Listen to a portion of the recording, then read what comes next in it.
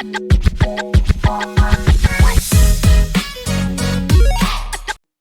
evening and welcome to the Hoop Scoop. Tonight I'm starting my first video and we are going to be going over the contingency plan for my passing prematurely. The reason for this is while I enjoy personal finance and have created a potentially overly complex system for managing my money, my wife is much less interested in personal finance.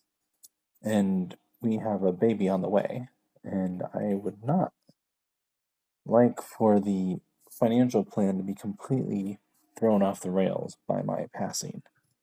At least the finances we can do something about.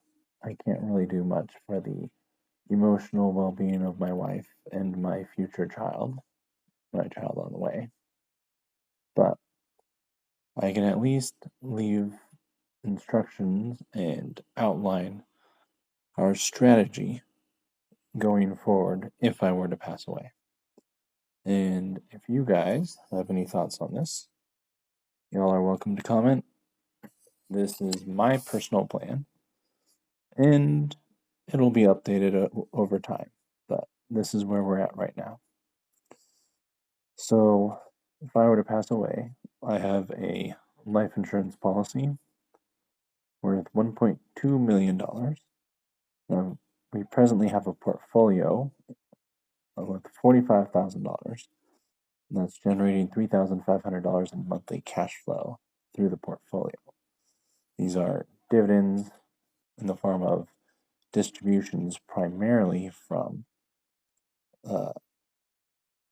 covered call funds, Yieldmax, Defiance, and a little bit of Roundhill as well.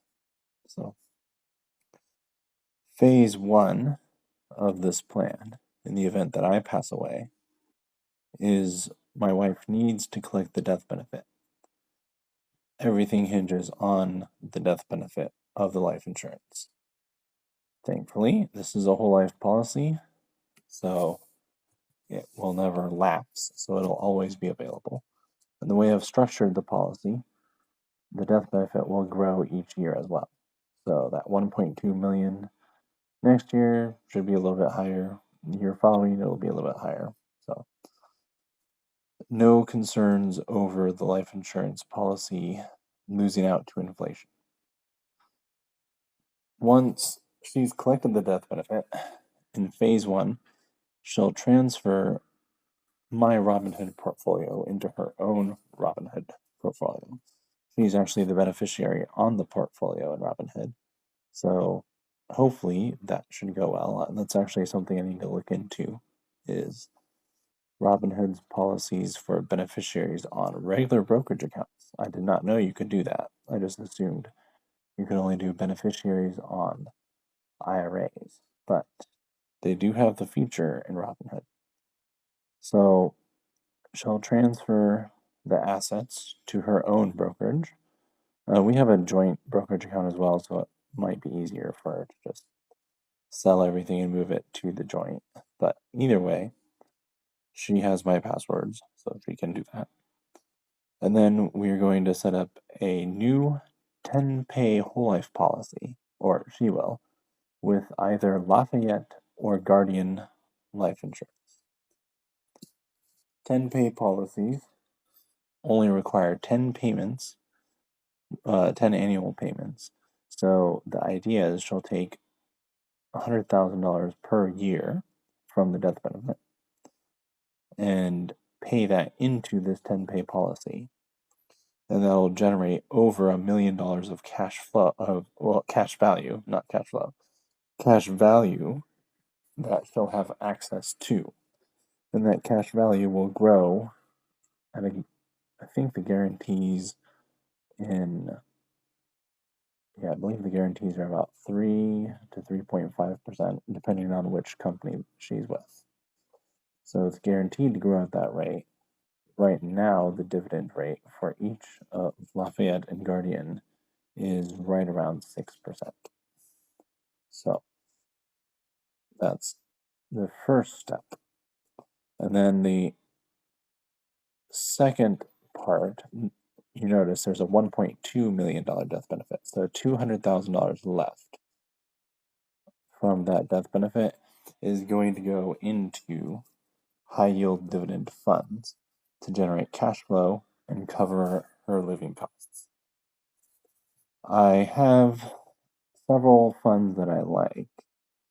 I'm not going to get into huge details on that, but needless to say, any of the diversified funds that Yieldmax offers, Roundhill, or Defiance is SPY T or QQQT. And look at that, I just went recommending a fund. Anyway, those companies are doing a very good job creating cash flow. And from $200,000, she should be able to generate, combined with the existing portfolio, she should be able to get anywhere from $75,000 to $85,000 a year in cash flow from that $200,000 portfolio. And that is not counting access to the insurance policy, which she'll be putting $100,000 per year into.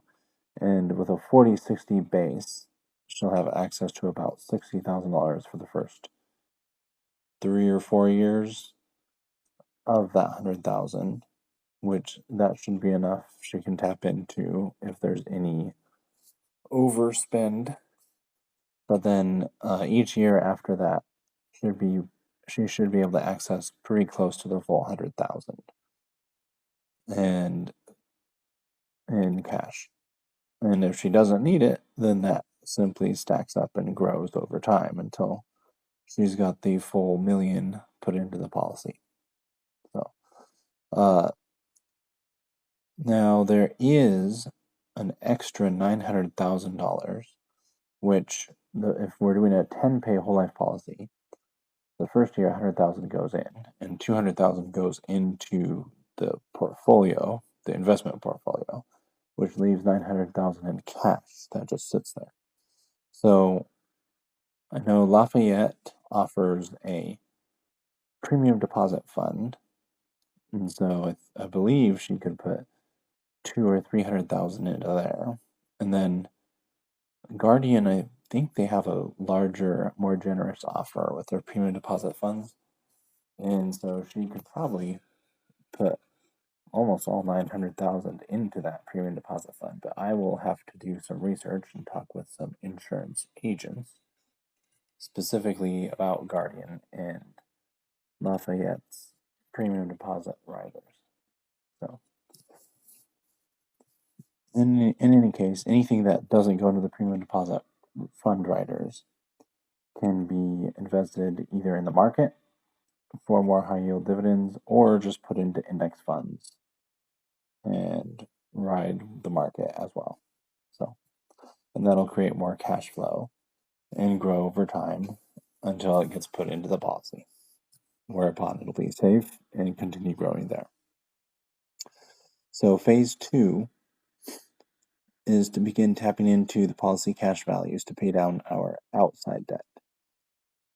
I say outside debt because when you use policy cash values, typically you can withdraw the cash itself from the policy, but we would rather keep that cash inside the policy because it is protected from creditors and it's also continues to earn dividends.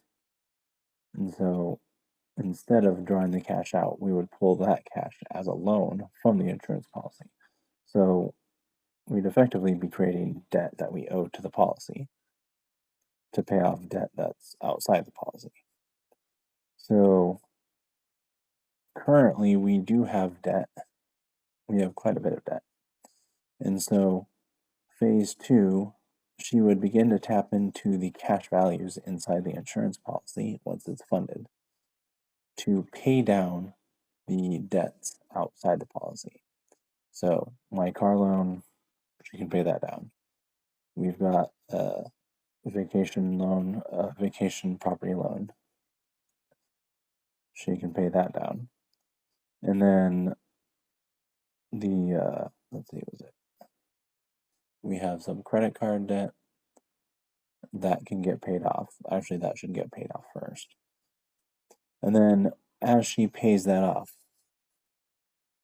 pays off the outside debt, that is, she can cycle the cash from dividends in the portfolio and pay down the policy loans that she's borrowing.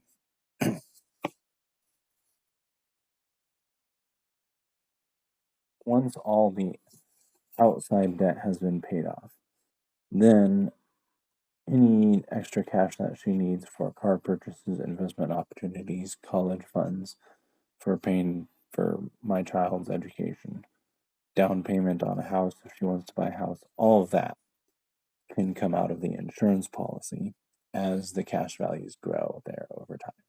In fact, by year 10, if we're doing the 10 pay, she could probably pay for a car or a house in cash borrowed straight from the policy, and then set up an existing loan repayment back to it, just cycling the money in from the portfolio dividends. So, and the final phase, phase 3, this is probably going to start around year 2, 3, somewhere around there, is to utilize the existing policy cash values to start new insurance policies on our child, and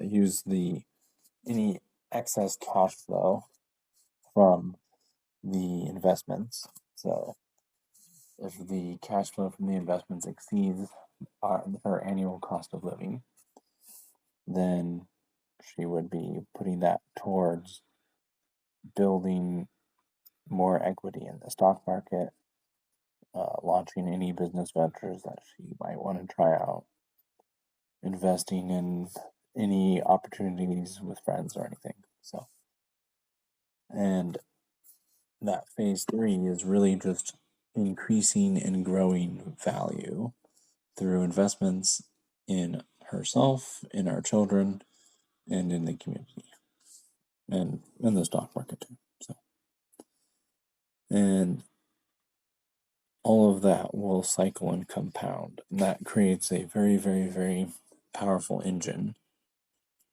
that will be working for her and should allow her to not need to hold out a job in order to pay the bills and raise our child. In the event that I should pass away,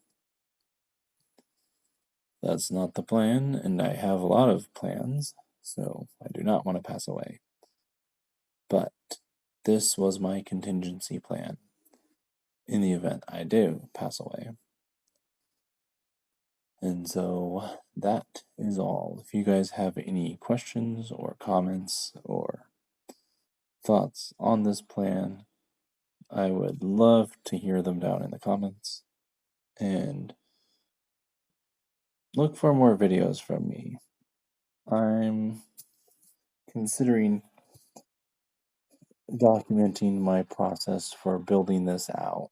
This is actually really my own plan for that I intend to carry out even if I'm alive, or as I'm alive. And the numbers will change and grow as I grow our portfolio, but I wanted to document something so we have the plan and she can work with that. So, and please like and subscribe if you found this interesting. And again, comment, let me know your thoughts, and I'll be looking to try to maybe post a weekly video or something initially as I figure out how to do this YouTube stuff. So, thank you guys for your attention, and have yourselves a great day.